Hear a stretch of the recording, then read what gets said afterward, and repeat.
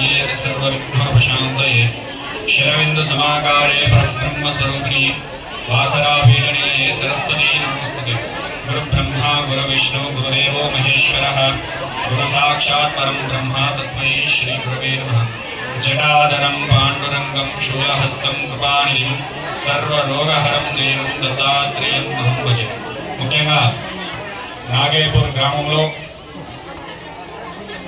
శ్రీ సీతారామ స్వామివారి యొక్క విగ్రహ ప్రతిష్ఠ మహోత్సవానికి విచ్చేసినటువంటి అశేష భక్త జనాలందరికీ కూడా రామచంద్రుని యొక్క అనుగ్రహం, పెద్దల యొక్క అనుగ్రహం, సత్పురుషుల యొక్క అనుగ్రహం ఉండాలని కోరుకుంటూ అందరికీ కూడా స్వాగతం సుస్వాగతం. జై శ్రీరామ్. ఒక 10 నిమిషాలు మీరందరూ మౌనంగా కూర్చుంటే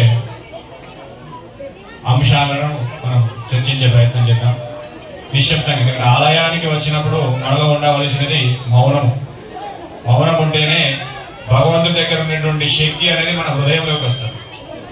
మనలో అలజడి ఆందోళన ఉన్నదంటే ఆ భగవంతుడి నుంచి వచ్చేటటువంటి అనుగ్రహాన్ని మనం పొందడానికి వీలు లేనటువంటి స్థితి అనేది ఉంటుంది. కాబట్టి అందరూ కూడా కాసేపు మౌనంగా ఉండాలి. ముఖ్యంగా రామచంద్రుని యొక్క అనుగ్రహం అంటే భగవత్ అనుగ్రహం పొందాలి అంటే ఏం చేయాలి? ఇంటి లోపల ఆర్థిక పరమైన ఎదుగుదల రావాలి అంటే ఏం చేయాలి? భగవంతుడు గొప్పవాడా, భగవంతుని యొక్క నామము గొప్పదా? ఇవి కొన్ని తెలుసుకుంటే మన ఇంటి లోపల మనం దాన్ని పాటించడానికి అనుకూలంగా ఉంటుందని మా యొక్క ఆలోచన. దాన్ని కొంతవరకన్నా మీరు విని పట్టుకునే ప్రయత్నం చేస్తే అందరికీ కూడా, ఎందుకంటే ఆలయానికి రావడంతో వచ్చి వెళ్తున్నాం అనేది కాదు, వచ్చిన తర్వాత ఇక్కడ ఉన్న అంశాలు ఏం పట్టుకొని వెళ్తాం. మనం దర్శనానికి వస్తున్నాం, దర్శనానికి వచ్చి అందరిలాగా వచ్చి అందరిలాగా వెళ్ళిపోతే దాని నుంచి మనం ఏం గ్రహించినామో మనం తెలుసుకోలేకపోతాం. ఒక ఆలయానికి వచ్చినా, ఒక మహాత్ముడి దగ్గరికి వెళ్ళినా, ఏదైనా ఆశ్రమానికి వెళ్ళినా అక్కడ ఉన్నటువంటి విషయాలు ఏదో ఒకటి మనం తీసుకెళ్ళాలి. ఏ విషయాన్ని తీసుకెళ్ళాలి? మన జీవితానికి ఉపయోగపడేటువంటి అంశం ఏదైనా ఒకటి మనం తీసుకొని వెళ్ళాలి. అలా తీసుకెళ్లాలంటే ఏం చేయాలి? ఫస్ట్ మనం మౌనంగా ఉండాలి. మౌనంగా ఉంటేనే ఏదైనా మనకు మన మనసులోకి వస్తూ ఉంటుంది. కాబట్టి అందరూ కూడా నిశ్శబ్దంగా ఉండి అందరూ కూడా రామచంద్రుని యొక్క స్మరణ మనసులో తీసుకుంటూ చెప్పేటటువంటి అంశాలు కాసేపు వినే ప్రయత్నం చేయండి. అది అందరికీ కూడా మీ జీవితంలో కొన్ని సందర్భాల్లో ఉపయోగపడి మీరు ఉన్నత స్థితికి రావడానికి అది పనిచేస్తుంది. కాబట్టి అందరూ కూడా శ్రద్ధాన్వితులుగా ఉండాలి. అంటే శ్రద్ధావాన్ లభతే జ్ఞానం. ఎవరి దగ్గర అయితే శ్రద్ధ ఉంటుందో వారికి జ్ఞానం తాను వస్తూ ఉంటుంది. ఆ జ్ఞానాన్ని పొందాలంటే ముందు ఉండవలసింది శ్రద్ధ. దానికంటే ముందు మన దగ్గర మౌనం, మాటతో మనసుతో మౌనాన్ని ఎక్కడైతే పాటిస్తామో అక్కడ దైవశక్తి అనేది మనతో తాండవిస్తుంది. కాబట్టి ఆ మౌనాన్ని పాటించే ప్రయత్నం చేయాలి. ముఖ్యంగా శ్రీరామచంద్రుడు లంకా విజయం సాధించి ఏ విజయం సాధించిండు? రామచంద్రుని యొక్క ఆవిర్భావం ఎందుకైంది? దుష్ట సంహారం కోసం. ఆ స్థితిలో ఉన్నప్పుడు ఉన్నటువంటి స్థితి ఏమిటంటే రావణాసురుని యొక్క సంహారం చేయాలి. రావణుడు అంటే ఒక చెడు. ఆ చెడుని సంహారం చేసి లోక కళ్యాణార్థం అన్ని రకరకాల ప్రయత్నాలు చేసి కూడా తిరిగి అయోధ్యకు వచ్చేసి పట్టాభిషేకం ఉన్న సందర్భంలో ఆ స్థితిలో ఆ అయోధ్యలో ఇప్పుడు కనుక మనం చేస్తున్నటువంటి ఇంతకుముందు మనకు సీతారాముల కళ్యాణం అయింది. అంగరంగ వైభవంగా కూడా మనం ప్రతిష్ఠ చేసుకొని ఎంతో ఆనందదాయకంగా మన కార్యక్రమం నిర్వహించుకుంటున్నాం. అదేవిధంగా ఆ సమయంలో రామచంద్ర వారు అయోధ్యకు వచ్చిన తర్వాత ఒక మహత్సభ, మహాత్ములు అందరినీ పిలిచి కూడా ఒక కార్యక్రమాన్ని నిర్వహించారు. దేనికోసం? లోక కళ్యాణం కోసం. దాని యొక్క అంశం ఏంటంటే ధార్మిక పరమైన అంశాలను చర్చించడం. అంటే జ్ఞానానికి సంబంధించిన అంశాలను చర్చించే విధంగా ఋషులను, మహాత్ములను, కవులను అందరినీ కూడా పిలిచి ఒక సభ ఏర్పాటు చేశారు. ఏంటిదని? ఒక సభ అనేది ఏర్పాటు చేశారు. ఆ సభకు ఉద్దండ మహారాజుల మహాత్ములు అందరూ కూడా వచ్చారు. ఋషులు, పెద్దలు, మహాత్ములు, కవులు అందరూ కూడా వచ్చాడు. కూర్చున్నప్పుడు ఆడ చేసే జరుగుతున్న సమయంలో ఒక మహాత్ముడు ఏం చేసిందంటే భగవంతుడు గొప్పవాడా, భగవంతుని యొక్క నామం గొప్పదా? ఏంటిదండి? భగవంతుడు గొప్పవాడా, భగవంతుని యొక్క నామం గొప్పదా? అంటే దేవుడు గొప్పవాడా, దేవునికి ఉండే నామం గొప్పదా? జై శ్రీరామ్ అనే నామం గొప్పదా? ఆ నామాన్ని అన్వయం చేసుకున్న రాముల వారు గొప్పవారు. రాముడు ముందు పుట్టిందా, రామనామం ముందు పుట్టిందా?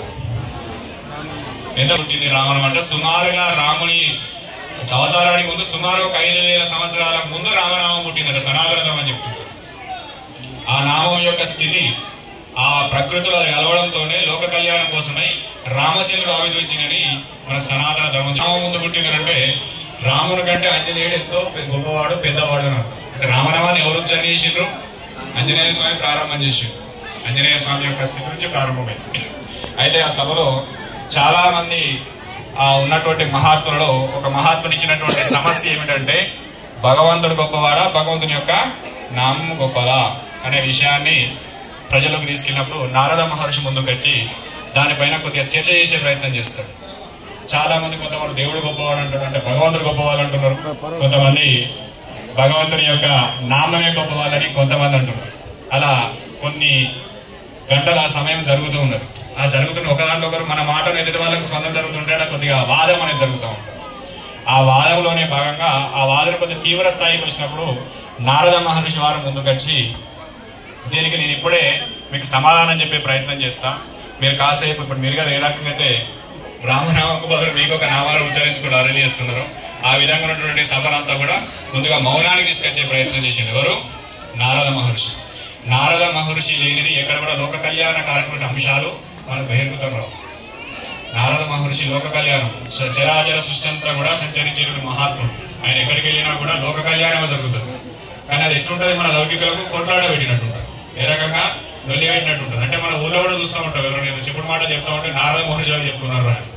నారద మహర్షి లాగా నారదుడు గొప్పవాడు, ఇక్కడ ఉన్న వాళ్ళు లౌకికులు. దానికి దీనికి మనం లింక్ చేసి చూడరాదనమాట, దేని దానికి ఉంటుంది. ఇప్పుడు నారద మహర్షి కాసేపు అక్కడ చెప్పేసి ఆ జరుగుతున్నటువంటి ఆ సభలోకి అప్పుడే ఆంజనేయ స్వామి సభ దగ్గరకు వస్తూ ఉంటాడు. ఇక్కడ జరుగుతుంది సభ, అయోధ్యలో జరుగుతుంది. ప్రస్తుతం ఇది కూడా మనకు అయోధ్య, ఎందుకంటే ఇప్పుడే రాముల వారి కళ్యాణం జరిగింది. ఈ విషయాన్ని కూడా మనం తెలుసుకోవాలి. ఆ అయోధ్యలో జరుగుతున్నటువంటి ఆ స్థితిలో ఆంజనేయ స్వామి ఆ సభా ప్రాంగణకు రావడంతో ఆంజనేయ స్వామి దగ్గరికి వెళ్ళి నారద మహర్షి ఒక అంశాన్ని చెప్తాడు. అది ఏంటిదో మనకు తెలియదు. అప్పుడు ఆంజనేయ స్వామి ఏం చేస్తాడు? ఆ సభలో ఉన్నటువంటి మహాత్ములందరికీ కూడా పాద నమస్కారం చేసుకుంటూ వెళ్ళిపోతాడు. ఏం చేస్తాడు? అందరికి ఉన్నటువంటి ఋషులకు, మునులకు, మహాత్ములకు అందరు కూడా చేసుకుంటూ వెళ్ళి అందరికీ దండం పెడతాడు. అందరికీ పాదాలకు నమస్కారం చేసుకుంటూ ఆయన సభ దగ్గరికి రామవారి పక్క కూర్చోడానికి వెళ్తాడు. కానీ ఒక విశ్వామిత్ర మహర్షికి మాత్రం నమస్కారం చేయడు. అర్థమైంది కదా? ఎవరికి చేయడు? విశ్వామిత్ర మహర్షి. ఎవరో విశ్వామిత్ర మహర్షి. సీతారాముల కళ్యాణానికి ఆయనకు ఇచ్చినటువంటి శక్తులకు ముఖ్య కారణం విశ్వామిత్ర మహర్షి. అలాంటి మహర్షికి మళ్ళీ ముక్కోపి, ఆయన చాలా కోపిష్టి. నారదుని యొక్క సలహా మేరకు ఆంజనేయ స్వామి అప్పటికే చెప్తాడు, అయ్యా మీరు అందరికీ పెట్టమన్నారు, విశ్వామిత్రుడు తప్ప అందరికీ ఏమన్నారు. విశ్వామిత్ర మహర్షి చాలా కోపిష్టి, ఆయన కోపాన్ని నేను తట్టుకోవడం నా వల్ల కాదు స్వామి, తర్వాత పరిణామాలకు మీరే నన్ను కాపాడాలని కూడా ఆంజనేయ స్వామి అంటాడు. అది ఏదైనా సరే నేనున్న ఆంజనేయానికి విజయాన్ని చెప్తాడు. ఆంజనేయ స్వామి నారదుని యొక్క మాటను పట్టుకుని మహర్షి చెప్పకపోతే మళ్ళీ ఉంటుంది, ఎక్కడైనా వాళ్ళు నిలిపించిస్తారు అనే ఉద్దేశంతో ఏం చేసిండు? అందరికీ నమస్కారం చేసి విశ్వామిత్ర మహర్షి మాత్రము నమస్కారం చేయలేదు. అప్పుడు మళ్ళీ నారదుడు ఏం చేస్తారంటే, చూసా విశ్వామిత్ర మహర్షి దగ్గరికి వెళ్ళి, విశ్వామిత్ర మహర్షి చూసావా, నువ్వు ఇక్కడ ఉన్న వాళ్ళందరికంటే కూడా గొప్పవాడివి, ఎంతో తపశక్తి ఉన్నవాడివి, సూర్యుడు యొక్క తేజస్సుతోనే నీ యొక్క శరీరాన్ని ప్రస్తుతం చేసి మళ్ళీ శరీరాన్ని సంపాదించి మహర్షి అనే ఒక సంస్కారాన్ని, ఒక శక్తిని పొందినటువంటి మహానుభావుడు.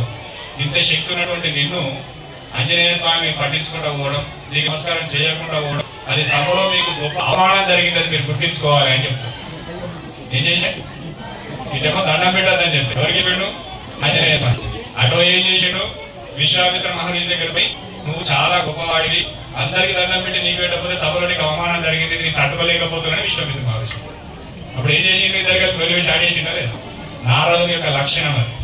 ఇదేమో పెట్టాలని చెప్పిండు, అటు పెట్టలేదు కాబట్టి మరి నీ విరోధమైన సభలో ఏం చేద్దాము అనేటువంటి ఒక అంశాన్ని అందులో వేసి అప్పుడు విశ్వామిత్ర మహర్షి వెళ్ళలేని కోపం వస్తుంది. ముందే కోపి, ఏ చిన్న మాట చెప్పినా ఏమి చేసినా కూడా ఆయనకు కోపం ఎక్కువగా ఉంటుంది, ఆలోచన తక్కువ, కోపం ఎక్కువగా ఉంటుంది. అది కూడా లోక కళ్యాణ కారకమనే కోపం అనేది ఉంటుంది.